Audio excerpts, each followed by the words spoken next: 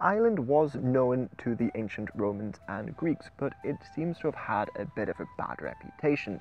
For instance, Diodorus Siculus, a Greek in the 1st century BC, said that they would often sacrifice people, and he even theorized that they were the Cimmerians, an ancient tribe who invaded the Near East.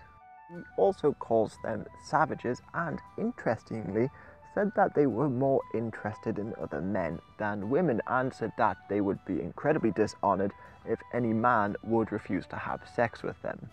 And Strabo also talks about them being largely homosexual and sacrificing people and even eating people, but it's hard to know what to believe with these sources. However, one thing that Strabo mentions I found particularly interesting is that the Celts here strived not to grow fat, and anybody who did get pot-bellied would be punished.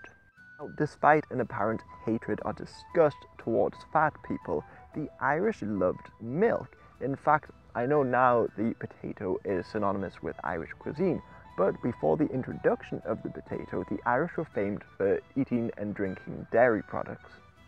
Many ancient sources said that the Irish didn't grow crops but had a lot of cattle, and a medieval chronicler, Gerald of Wales, also said that they would only live off the produce of cattle.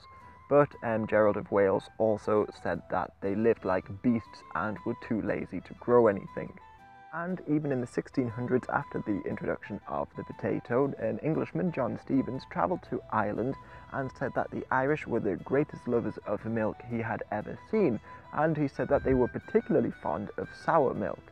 Otherwise, he also said that the Irish were very keen smokers, and groups of 7 or 8 people would gather together and share a pipe.